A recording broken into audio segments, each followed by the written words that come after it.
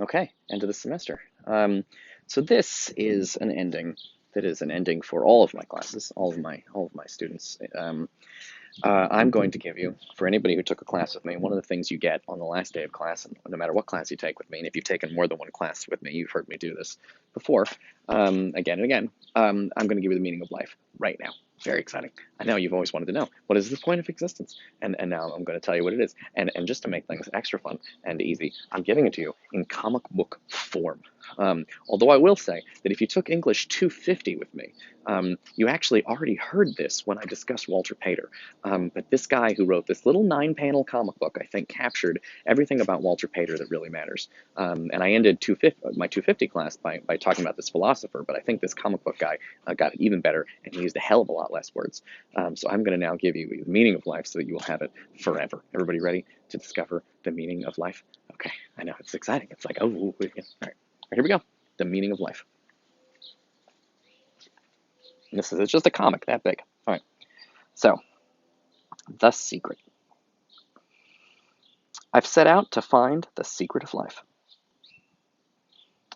Everywhere I look, clues. In the last melting snow, perched on a branch, spelled out in shadows, written across the sky.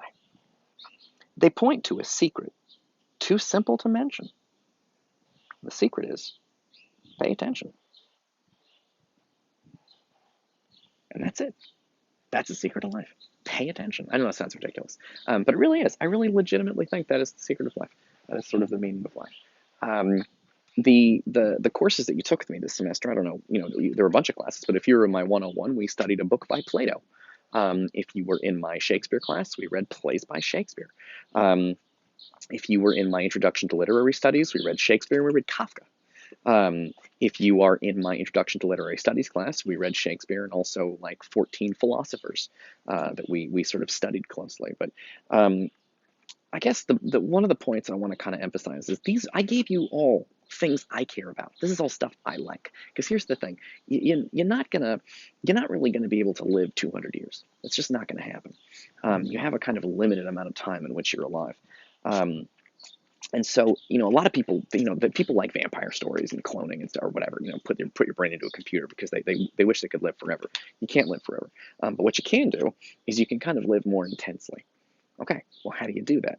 Well, one of the ways that you do that is by noticing more than other people. Now, I picked some stuff that I wanted to notice lots of things about.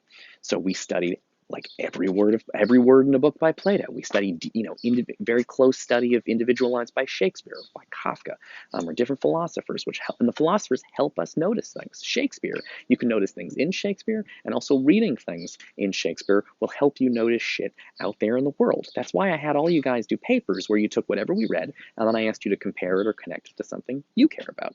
Because I think not only is it fun to read Shakespeare and notice more stuff than other people, or read Plato, or read Kafka, you can notice more stuff than other people, but studying these things, studying the philosophers in 250, studying Plato, studying Shakespeare will help you notice more elsewhere. And the more you notice, the more intense your experience is. Because if somebody goes to a museum and they see all these paintings and they're like, this is boring, they've basically wasted their entire day. But if you go and you notice shit and you're like, that's actually pretty cool. Ooh, that's a really cool painting. Oh shit, look at that sculpture. You've actually gotten more out of it. You've had a more intense day than they've had. Well, if you can stack up a whole bunch of really intense days, then you've probably had a better life than other people. And that's really one of the points. And here's the one of the secrets of class. One of the things I like about this short story, right, is the guy goes looking for the meaning of life. And he looks in different places, but it isn't actually in any of those places. He's paying attention in the clues, in the shadows, in the melting snow. But the answer isn't there. The answer is in what he's doing. It's not what he's looking at. It's the way he's looking.